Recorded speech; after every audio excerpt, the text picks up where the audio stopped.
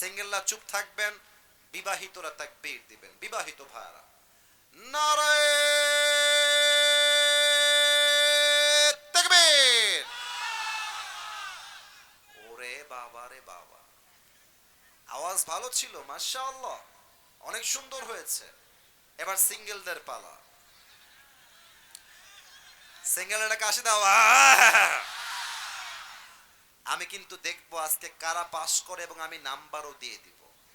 আমার বিবাহিত ভাইরা নাম্বার পেয়েছেন 60 এবং এবার সিঙ্গেলদের পালা, দেখা যাক সিঙ্গেলরা কত নাম্বার পায়। সিঙ্গেলরা তাকবীর দিবেন, বিবাহিত ভাইরা চুপচাপ থাকবেন। সিঙ্গেল ভাইরা নারায়ে তাকবীর। বিবাহিত ভাইরা আমাকে মাফ করে দিয়েছে।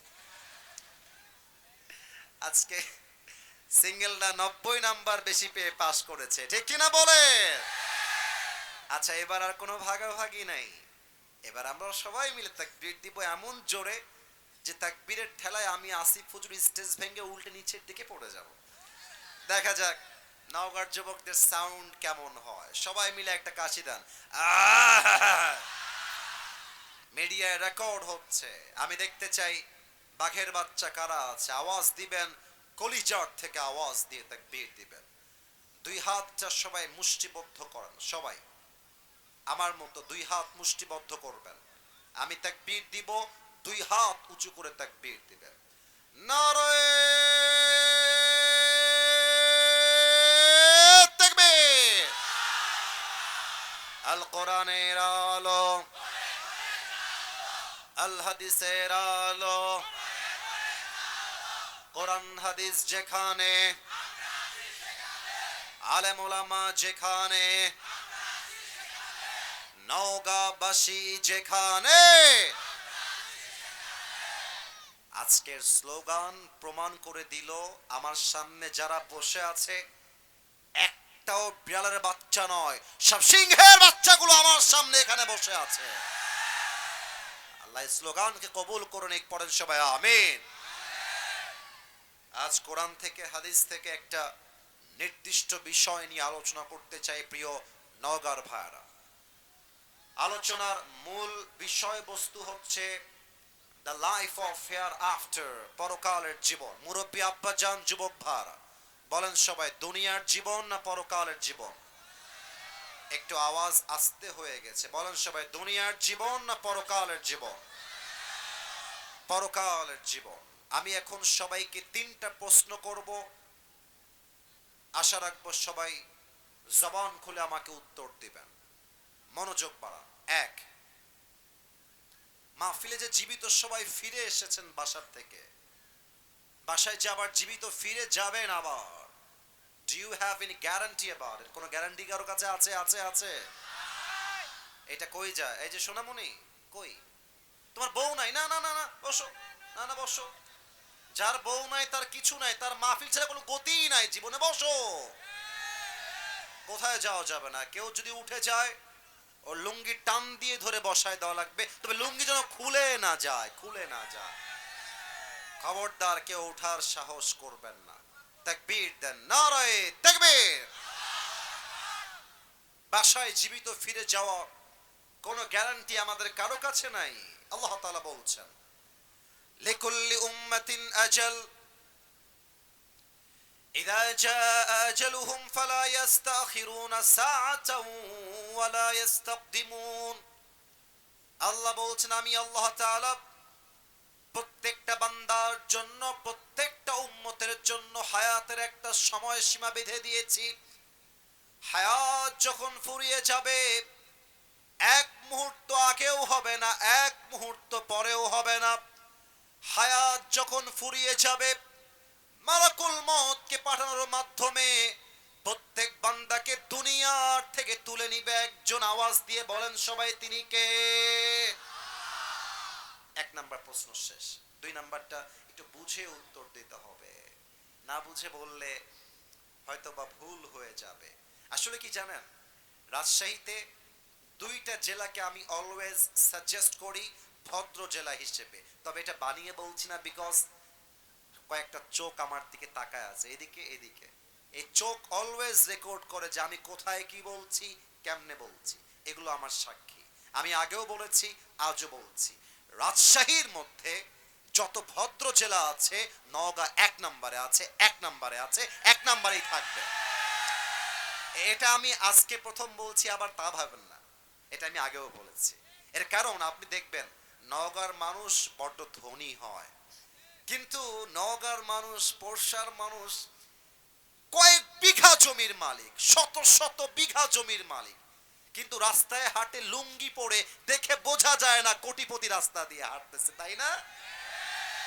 আবার দেখেন নওগাঁর মানুষ কথা যখন বলবে বিনয়ের সাথে, আদবের সাথে।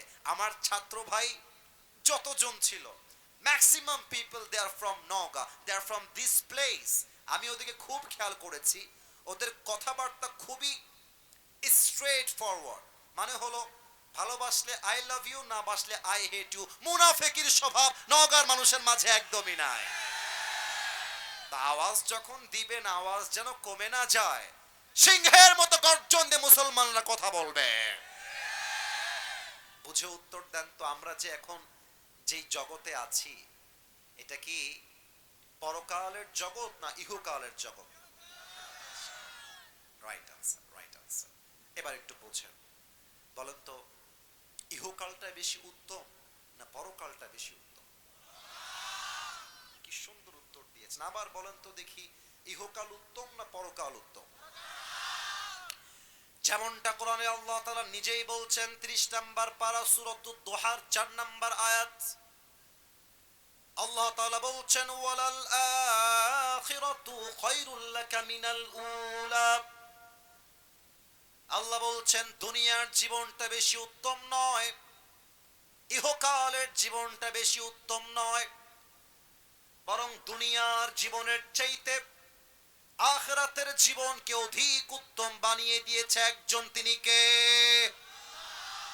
The life of hereafter is much more better than this worldly life. আল্লাহ তাআলা বলছেন দুনিয়ার জীবনটা উত্তম জীবন নয়, বরং আখিরাতের জীবনকে আমি আল্লাহ তাআলা দুনিয়ার চাইতে 1000 গুণ বেশি উত্তম করে বানিয়েছি। সুবহানাল্লাহ পড়বেন না আপনারা সবাই?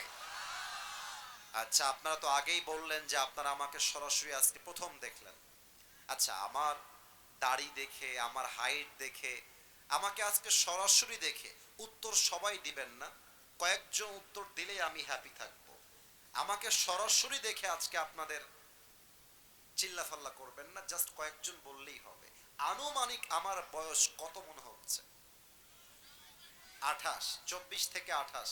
আর কোনো উত্তর কারো কাছে আছে?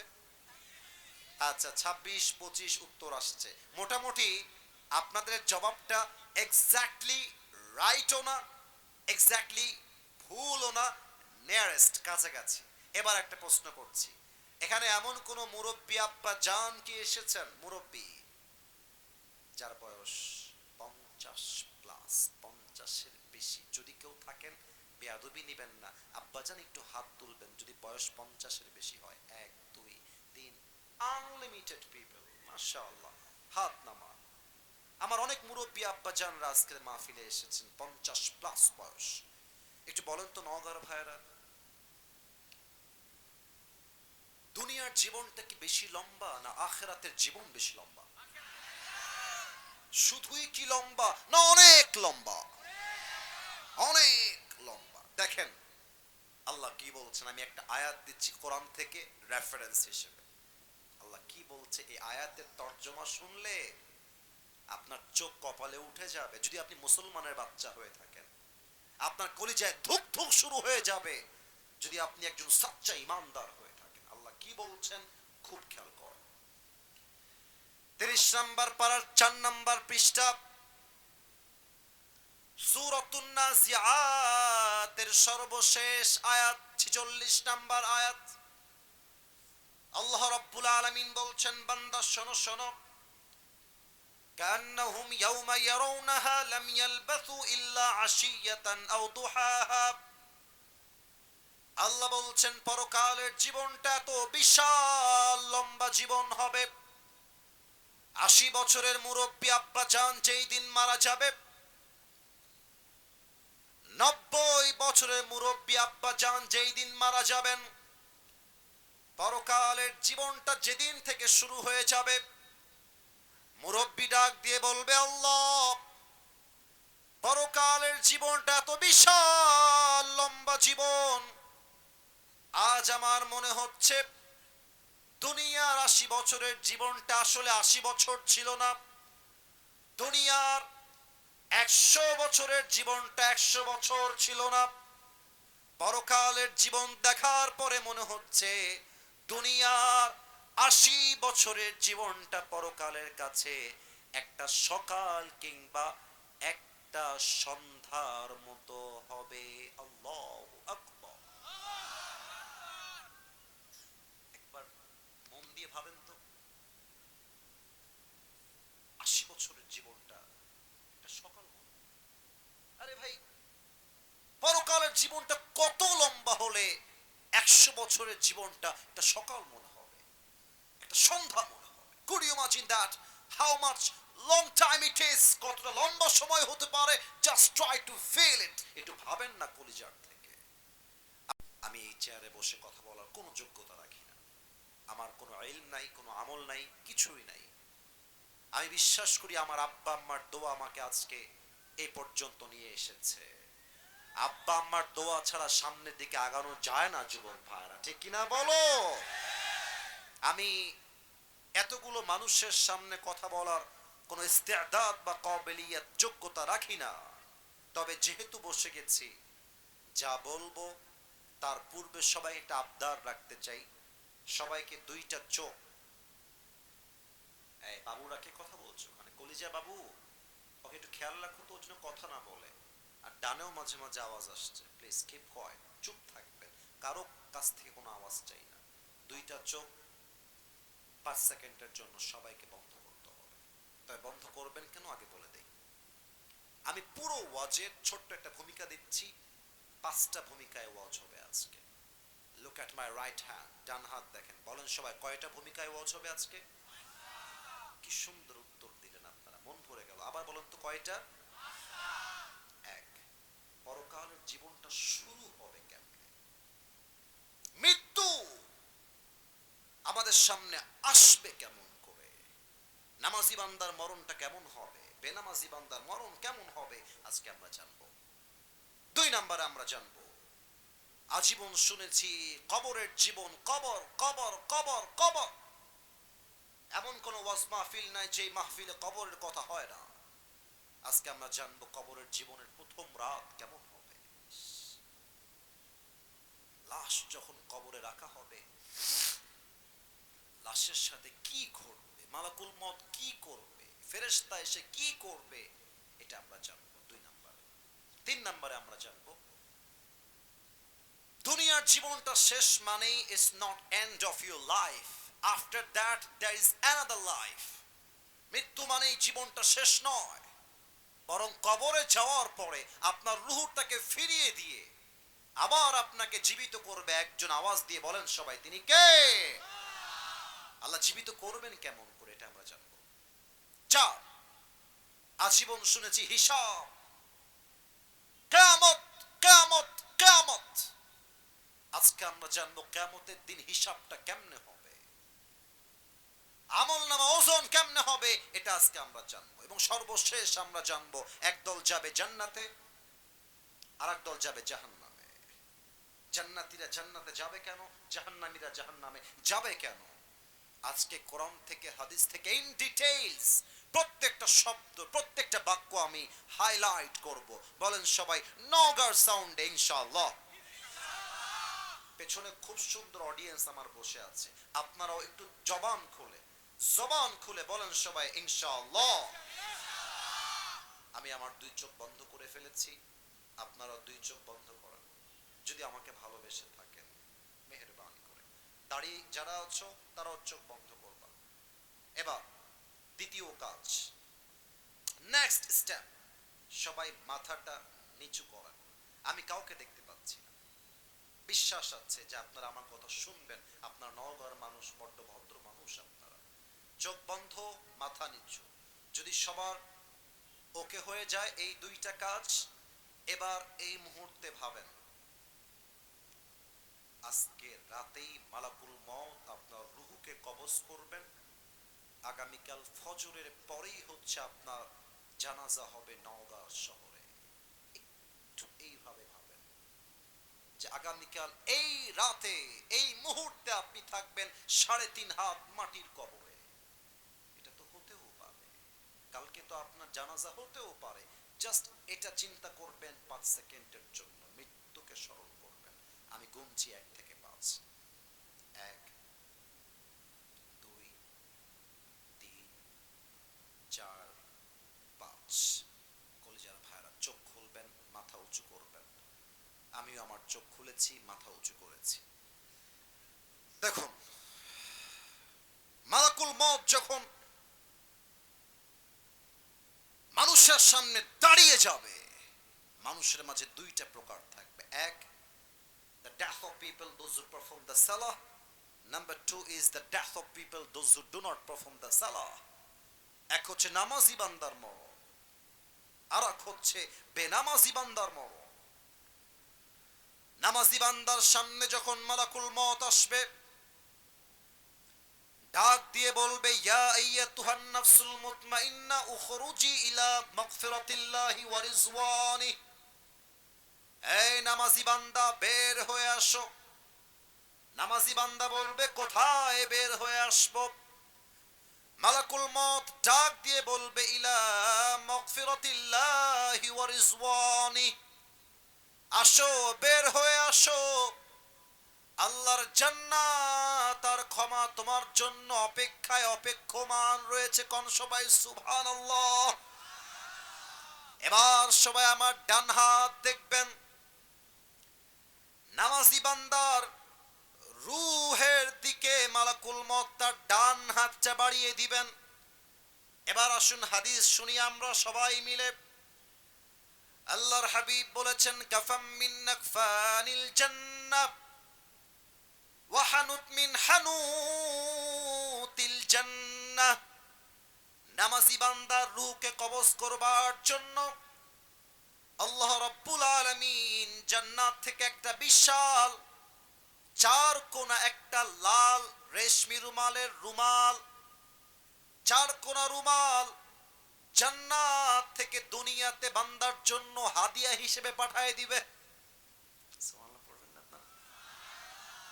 রূহটা কবজ করবে, রুমালে রাখবে, রুমালটা সুন্দর করে ভাঁজ করবে। এই রুমালটাতে রূহটা নিয়ে মালাকুল মউত এবং ফেরেশতারা ইল্লিয়িন তথা আপনার রূহকে নিয়ে জান্নাতের ঠিকানায় পৌঁছায় দিবে। সুবহানাল্লাহ। কি সুন্দর মৃত্যু ভাই, কোনো টেনশন নাই, কোনো চাপ নাই, মরলেই জান্নাতি, মরলেই জান্নাতি। নামাজি বান্দা মরতে দেরি হয়, তার রূহটা জান্নাতে পৌঁছাতে লেট হয় না। সুবহানাল্লাহ পড়বেন না? It's the death of people those who perform the salah. এটা নামাজি বান্দার মরণ। বেনামাজির মৃত্যু বড্ড ভয়ঙ্কর হবে। এখানে অনেক যুবক তোমরা এসেছো যারা, আমার কথা তোমরা রাগ করো না ভাইরা, তোমাদের পায়ে আমি হাত রাখলাম, তোমাদের ভাই আমি তোমাদেরকে ভালোবাসি। অনেকে এসেছো এশারের নামাজটাও পড়ো নাই, বাসায় গিয়ে ঘুমায় যাবা তোমরা, ফজরটাও পড়বা না। এর অনেক মুরব্বী এসেছেন, আব্বাজান আপনার পায়ে আমার হাত, আমি আপনার ছেলের মতো, আমি আপনার নাতির মতো। আমার দাদাকে আমি কখনো সচক্ষে দেখি নাই, আমার দাদার কোনো ছবিও আমি জীবনে দেখি নাই। যখন মাহফিল করতে যাই প্রত্যেকটা জেলায় জেলায়, মুরব্বীরা যখন আমার সামনে বসে থাকে, মুরব্বীর দিকে তাকালে আমার দাদার কথা মনে পড়ে, মনে হয় আমার দাদাটা আমার সামনে বসে আছে। আমার দাদা আজকে আমাকে ওয়াজ করতে দেখলে বড্ড গৌরব করত। আপনার আমার দাদা, অনেক দাদাই এখানে বসে আছেন, নানারা বসে আছেন, যারা এখনো পর্যন্ত চায়ের দোকানে বসে বসে বিড়ি টানে, সিগারেট টানে। এখনো দেখেন আপনার মৃত্যু কত ভয়ঙ্কর হবে।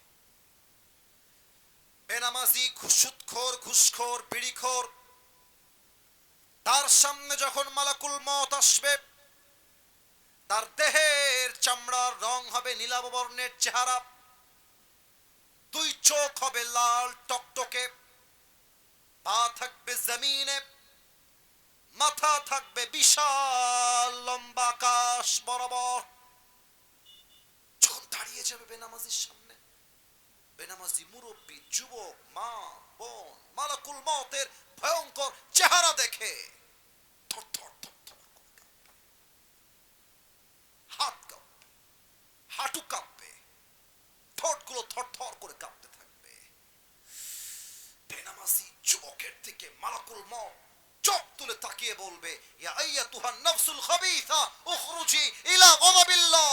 এই বেনামাজি বের হ, বের হয়ে আয়।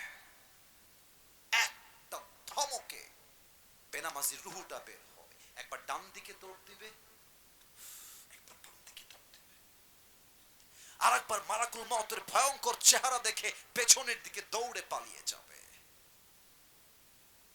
বাম হাত দেখে মালাকুল মউত তার বাম হাতটা ঠিক পেছনের দিকে নেবে, এভাবে এভাবে।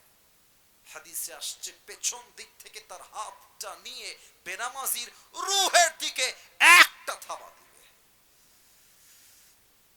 হাত দিয়ে যখন তার রুহটা তার বুক থেকে এমনি টেনে হিচড়ে বের করে আনবে, হাদিসে আসছে একটা জীবিত ছাগলকে জাবেহ না করে তার চামড়া কেউ যদি ব্লেড দিয়ে টেনে হিচড়ে ছিঁড়ে ফেলে, ওই ছাগলটা যেই পরিমাণ কষ্ট হয় তার চাইতে 70 গুণ বেশি কষ্ট দিয়ে বেনামাজির রুহুকে কবজ করা হবে। বলেন সবাই নাউজুবিল্লাহ। আমি আপনাকে কোন ভাষায় বোঝাবো বলেন তো আপনারা? বেনামাজির মৃত্যু কত ভয়ঙ্কর ভাবেন তো একবার আপনারা। আপনার নামাজ কেন পড়তে চান না? জুমার দিন লোকের জায়গা হয় না, আর ফজরের সময় লোকগুলোকে হারিকেন দিয়েও খুঁজে পাওয়া যায় না, ঠিক কিনা বলে? এই লোকগুলো কই যায়? এরা আসে না কেন?